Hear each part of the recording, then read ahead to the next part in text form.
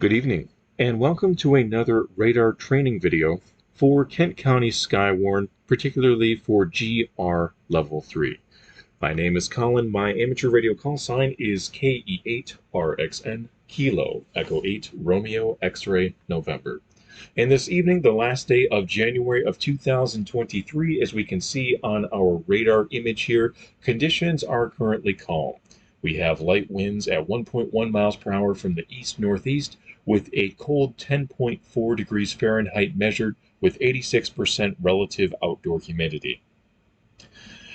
The sea level pressure is currently 1,023.2 millibars, and it is currently 0100 hours 45 minutes Zulu time, or 8:45 p.m. in the evening. So tonight we're not going to discuss the current weather beyond the very brief introduction to this video. We're actually going to be discussing past weather, namely, how do we study past weather events in GR Level 3. I thought I would create a video tutorial on this because admittedly the process is not intuitive, it is convoluted, and in some cases does utilize very old protocols for downloading data and exporting it into GR Level 3. So let's begin. First of all, you will need to open your preferred web browser of choice. Currently I'm using the Brave browser, but any browser should work. And we're going to navigate to the National Centers for Environmental Information. I will post a link for the URL in the video description below, but we're going to navigate to ncei.noaa.gov/products/radar/generation-weather-radar. And this will take us to the NCEI's page for NEXRAD radar data. And particularly, what we are interested in this evening, as we look at the various options presented before us on this page, is the NEXRAD inventory. And as the description states, it is a search and discovery hub for NEXRAD data that hosts a variety of data access tools, statistics, and documentation. We'll go ahead and click the Launch Inventory button. As a quick aside, these other options you can certainly avail yourselves of if you are interested, but nevertheless, for our studies of past weather events, we need to get to the NEXRAD inventory page. So after clicking the NEXRAD inventory Launch Inventory button, we're presented with various search options, whereby we can filter the radar site that we need. Firstly, if we don't know the radar code, we can simply select it on a visual map of the CONUS, or the contiguous United States, the lower 48. If we do happen to know the code, we can simply select it by a site list. Many radars, if not all NEXRAD radars, will generally share the airport code of the closest major airport. Indeed, here in Grand Rapids, Michigan, the Gerald R. Ford International Airport code is KGRR, and that is identical to the National Weather Service Grand Rapids radar site code as well. But if we don't know what the code is, and we don't want to start with an entire view of the lower 48, we can also select the state and search by county and zip code to find the nearest radar location. Now, if you want, you can also select by archived file, but I don't necessarily recommend that because you have to know exactly which file in the inventory system that you are looking for. If you want, you don't even need to download information. You can simply pull up the historical reflectivity and coverage maps and also find additional radar information at the last option in the lower right corner. But for our purposes this evening, we want to go ahead and let's just select by map. Now, we residents of West Michigan know that this blue dot in the center of western lower Michigan is our radar site. But you can also, if you are interested, study past weather events from anywhere in the CONUS, the contiguous United States, and you can utilize that mapping feature to select the nearest radar site to the area of interest. Now for GR Level 3, we have the option of either downloading Level 2, the base data, or the Level 3 all of the product data for next generation radar. We're going to go ahead and select level 3 products, parentheses all, and here we need to know the date of our weather event. Now, this particular weather event that I will not be analyzing this evening, but merely showing you how to download, is dated September 11th of 2019, whereby we had a strong squall line move through with a QLCS tornado. If you don't know what a QLCS tornado is, certainly no problem at all. I have 2 radar training videos specifically for Kent County tornadoes that I would encourage you to watch. So let's go ahead and select the month. We have September, so we will select 09 for the month. The day is simply going to be 11, and the year is going to be 2019. Now keep in mind that this is going to ask for your time parameters in Zulu time or universal time. If you're a ham radio operator and or a weather enthusiast, then you likely know how to convert Eastern Standard Time or Eastern Daylight Time into universal time. So you will need to know your universal time parameters for your severe weather event first before you then download it. We're going to go ahead and click the Create Graph button after we have inputted our date here. And here's actually a useful radar feature that we can see. NEXRAD radars have 2 primary modes. One is a clear air mode and one is a precip or precipitation mode. The primary difference is twofold. Clear air mode does not scan as high into the atmosphere as precipitation mode does, nor does it scan as frequently. Meaning this. In clear air mode, you will only have tilts, in other words, elevation angles, generally from about 0.5 degrees, which is straight out horizontally, up to about 4 to 4.5 degrees. In precipitation mode, by contrast, not only will you get more frequent radar updates, but also you will be able to see tilts all the way up to 19.5 degrees, which provides you a far better view of the mid to upper levels of the atmosphere during a severe weather event. Those are the 2 primary differences between clear air mode and precipitation mode. And generally, unless there is a severe weather event that is imminent or ongoing, National Weather Service radars will operate in clear air mode for efficiency. On this particular bar graph, however, we can see the color coding that the red represents periods in universal time, whereby the radar here in Grand Rapids was operating that date in precipitation mode. And then we can see brief periods where it then switched to clear air mode when the threat of severe weather momentarily lifted. So in case you don't know exactly what your universal time markers are, this bar graph can assist you in visually determining when the radar was in precipitation mode and when it was in clear air mode. Now, I happen to know the start time and the end time of the severe weather event that I want to analyze in GR Level 3. So I will go ahead and select the start time of 2200. And the end time is going to be 2400.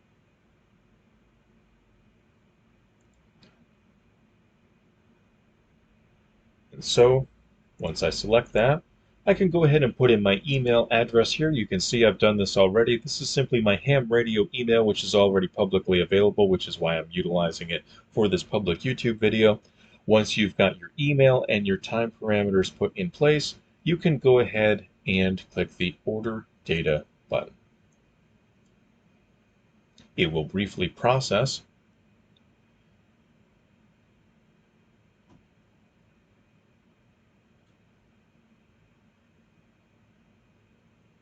And once it is done processing, it will give you an order number.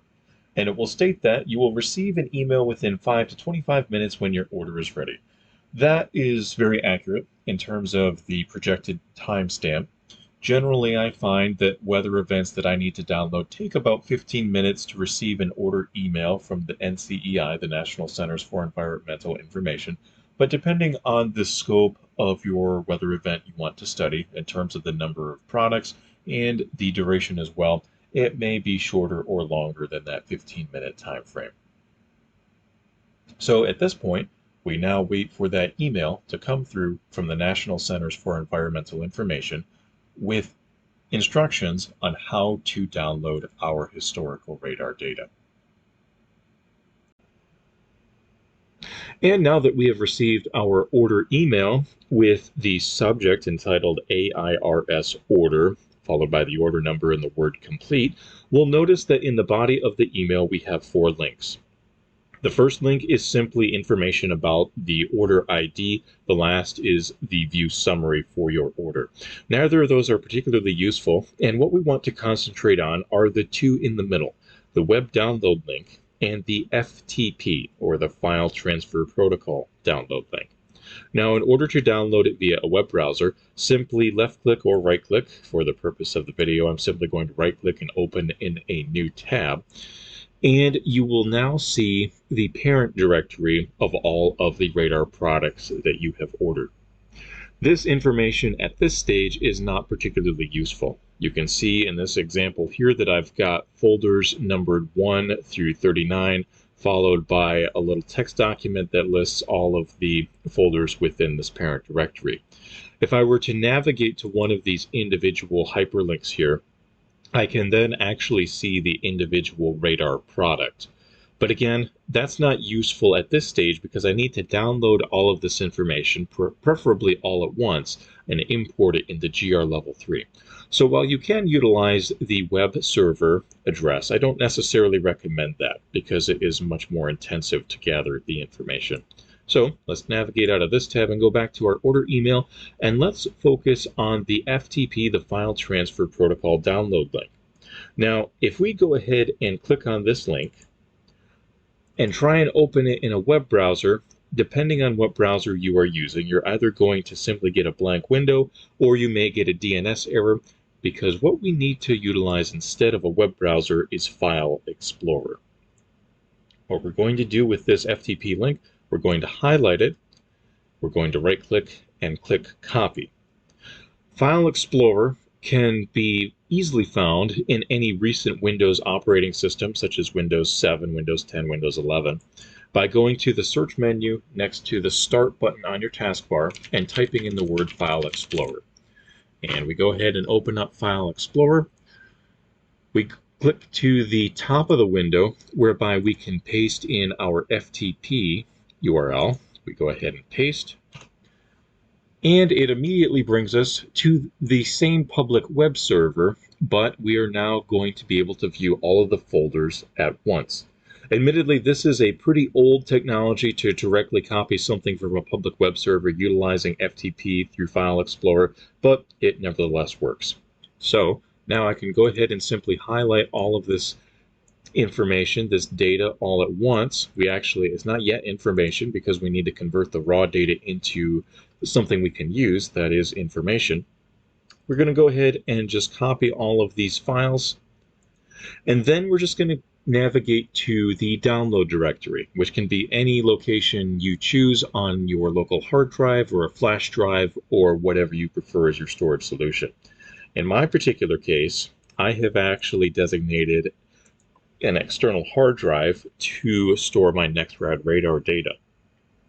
And so you can see here, for the purpose of the video, I've actually already copied all of these folders, this parent directory, to the NEXRAD radar data folder on this particular external hard drive. And now we have our information locally stored. Now, I will tell you that depending on the size and duration of the radar event you are downloading, it may take up to 1 to 3 hours to download this, even with a fast internet connection. I have good internet speeds, but it still nevertheless takes a while. Once the information, rather the data, is downloaded, we need to convert it into information, but we're not quite ready to import it into GR Level 3 just yet. What we need to do, and what I recommend you do, is in this window, right-click, and create a new folder, and just entitle it Complete. And you'll see why momentarily. We're going to go ahead and now open up all of these folders individually. And one trick, if you didn't know, I'm sure many do, but if you didn't know, you can easily highlight all of the items in this particular subdirectory by just hitting Control-A, Control-C to copy. We'll navigate back to the folder that I created, the complete folder, and we're simply going to relocate all of those files in the complete folder. And we're going to go ahead and repeat the process for the subdirectories labeled number 1 through number 39. All right, having now copied everything from the subdirectories into the folder entitled Complete, we can now see all of the individual radar files that are titled by the various radar product they represent, along with the timestamp of their volume scans. In order to get this raw radar data at this point, now that we have it all contained in one central location, we will go ahead and select all, again Control-A on our keyboard as we are in this File Explorer window. And rather than copy, we're not going to copy and paste into GR Level 3. We're going to hold down the Control key, and simultaneous to holding down Control, we're going to hold down the left mouse click on our mouse, and we're going to go ahead and drag these 3,543 files for this particular example into an open instance of GR Level 3. In other words, have the program already open and ready to simply drag and drop all of these files into GR Level 3. Now at this moment, don't lose heart. It will appear that GR Level 3 has frozen. You will not see anything occur on the screen. By contrast, GR2 Analyst will show you a progress bar as it imports all of these raw data files and translates them into useful radar products. Nevertheless, GR Level 3 does not have that progress bar feature. So simply drag and drop all the files once you've collected them in one location and let GR3 do the work in the background until you see the first volume scan display on the screen. And it may take some time. It may take several minutes or even a lengthy amount of time for GR Level 3 to do the work of importing all of this data. So the important thing is simply let it do the work. Don't close out of GR Level 3 or otherwise try to use the program while it is importing this data. And before too long, you will have the ability to see all of the radar files that we have downloaded. Well, good news. GR Level 3 has successfully imported all of the data files that we have so diligently been working to download and export into the program. And here we can see the radar products from the volume scans as if we were looking at an actual live radar event. One thing you'll notice, however, just to remind you that you are not looking at live data, but rather archived data, is that the radar will say offline in the bottom corners of the various product windows. So here on the left, in my most recommended layout for most Skywarn radar analysts, we have our base reflectivity at 0.5 degrees of elevation and our base velocity over here on the right, also at 0.5 degrees in elevation. I won't go into detail in analyzing this weather event. I've done that in the past in a video that I will link below, and I will also go into a much more detailed case study in an upcoming video in order to teach some more intermediate radar analysis tools and techniques. And so I'm not going to focus much on the mesoscale meteorology of this event and associated analysis at this point. But just to point out to you that the navigational features of GR Level 3 will allow you to advance and rewind through the various volume scans. And because we downloaded all of the Level 3 NEXRAD products, we get all of the LSR, the local storm reports, we get the various product polygons, such as these severe thunderstorm warnings in southern Oceana County, in northern Montcalm County. We can even see the individual thunderstorm wind damage reports that were issued and confirmed by the National Weather Service at various points throughout the event.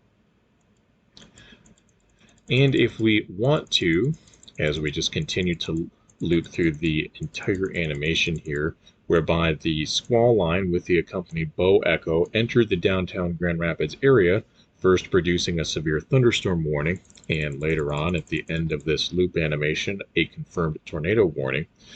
We can pull up as many panels as we want, such as this one, which is my default view in GR level 3, base reflectivity at 0.5 degrees of elevation, base velocity also at 0.5 degrees of elevation, composite radar, and also correlation coefficient, which looks at atmospheric objects in relationship to each other in order to detect a TDS, or tornado debris signature.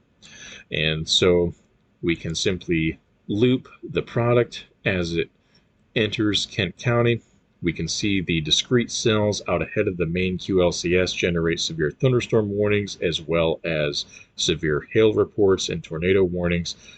The special marine warnings were obviously canceled as the QLCS moved on shore, producing multiple reports of tree damage and severe wind gust.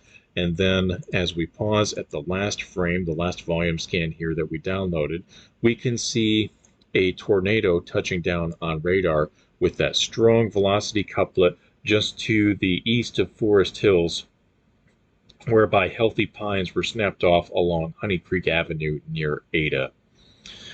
And we can also see that the NMD, the new mesoscale, or rather the new mesocyclonic detection ability of GR level 3 was working in this case, and it did show a mesocyclone on radar.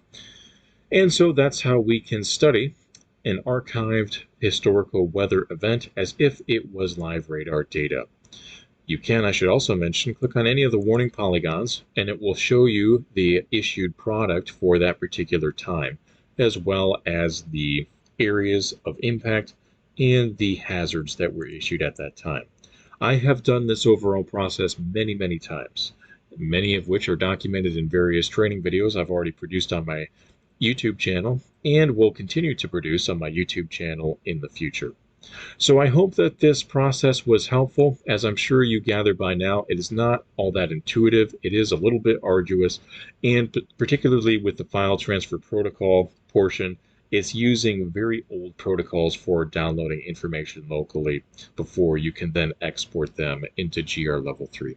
So if you have questions and you would like to post them publicly, please do so as a comment on the YouTube video. If you would like to reach out to me in private and you are a ham radio operator, you can simply go to my QRZ page at my call sign KE8RXN, Kilo Echo 8 Romeo X-Ray November, and you can find my email there. Until next time, 73.